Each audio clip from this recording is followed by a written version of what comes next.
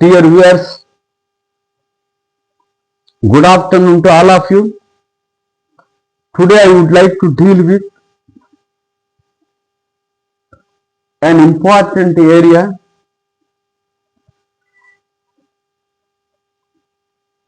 under direct speech and indirect speech. For direct speech to be converted into indirect speech. The first rule, there are 5 rules for conversion. First rule is change of reporting verb, like this. Reporting verb.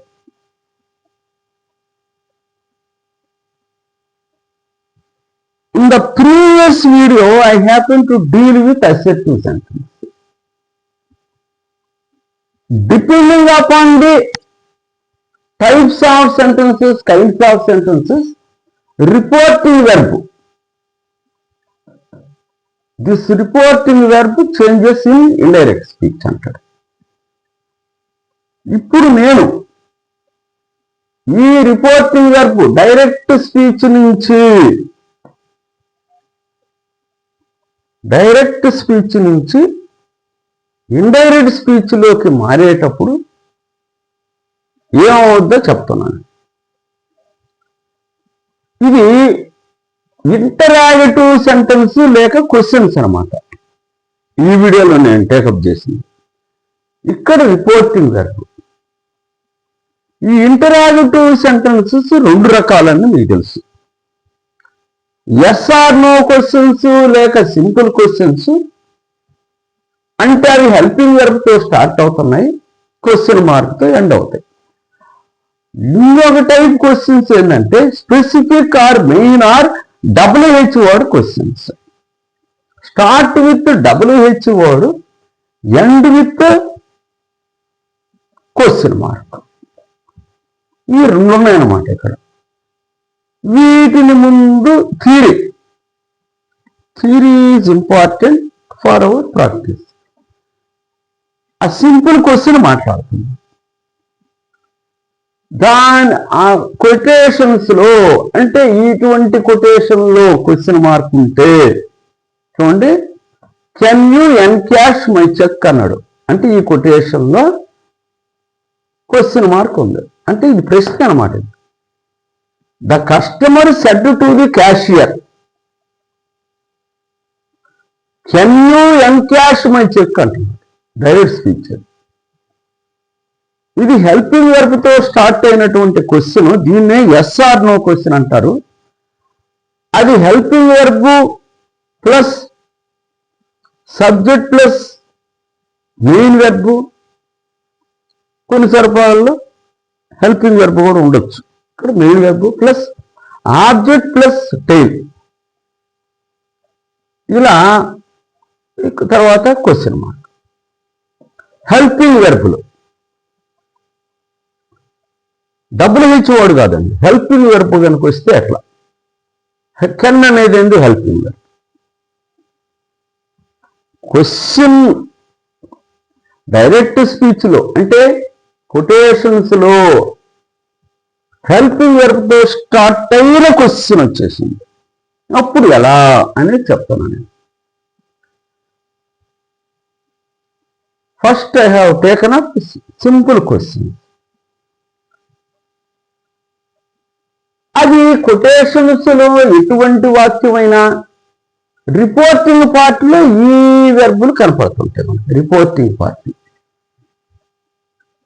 అట్లా as usual said లేక said to, asked, say to, ask, says, say to, asks, ఇటువంటి వెర్బులు reporting వెర్బులు కనపడతా ఉన్నాయి అన్నమాట.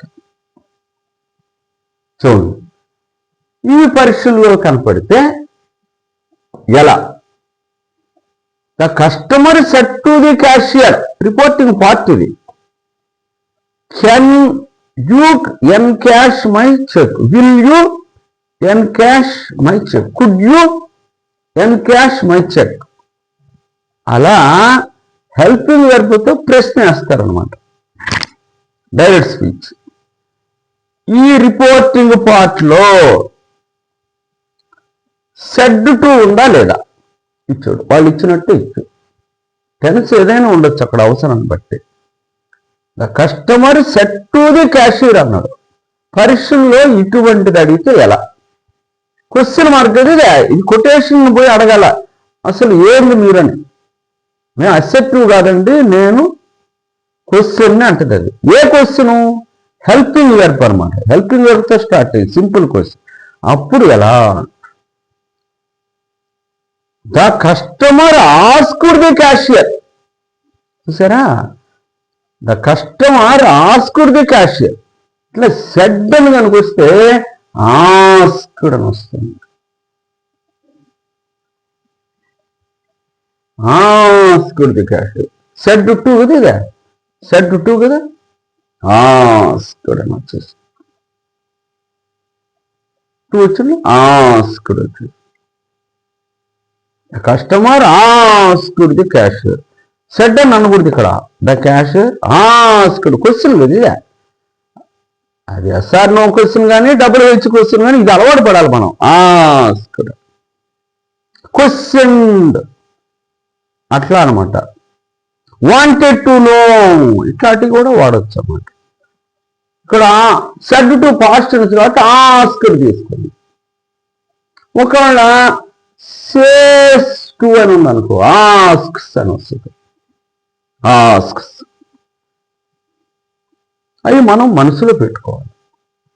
ఇక్కడుండే పక్కన two కనుక ఉందా మనసులో పెట్టుకోవాలి. ఇది పాస్ట్ టెన్స్ లో ఉన్నాయి కదా ఆస్క్డ్. ప్రెజెంట్ టెన్స్ అయితే సే అనుకో ఆస్క్, సే టు కూడా ఆస్క్. ఒక్కోసారి ఆస్కే ఉండొచ్చు అక్కడ డైరెక్ట్ స్పీచ్లో, అప్పుడు ఆస్కే తెచ్చుకోండి. Says asks, say to ask asks. Question అన్నాడంటే ఎస్ఆర్ నో క్వశ్చన్ కానీ డబుల్ హెచ్ క్వశ్చన్ అయినా సరే ఆస్క్ అనేది వస్తుంది, అది మర్చిపోవద్దు. The customer asked the cashier. తర్వాత ఏంది? కంజంక్షన్ ఏంది అంటే ఇక్కడే సెటిల్ చేస్తున్నా ఊరికి ఐడియాకి. ఎస్ఆర్ నో క్వశ్చన్ అయితే ఈ రిపోర్టింగ్ పార్ట్ తర్వాత ఇఫ్ కానీ వెదర్ కానీ వాడండి. డబ్ల్యూహెచ్ టీహెచ్ఆర్. ఏదో ఒకటే, పరీక్షల్లో రెండు రాయి కాకండి, ఏదో ఒకటి రాసుకోండి మీరు. నేను ఒకటి రాశాను. ఇఫ్ లేక whether he could encash his cheque అన్నాడు. వీటిలో డీటెయిల్లోకి నేను పోవాలా. సింపుల్గా ఇఫ్ కానీ వెదర్ కానీ వాడుకొని ఆ కంజంక్షన్ సమస్య నుంచి బయటపడండి. అసెప్టివ్ అయితే దట్ వాడుకున్నాము. ఎస్ఆర్ నో క్వశ్చన్ అయితే ఇఫ్ లేక వెదర్ వాడుకుంటాం. ఓకే, అలా బయటపడుకోండి సమస్య నుంచి. Thank you very much for your being. Dear viewers, good evening to all of you. Today I would like to deal with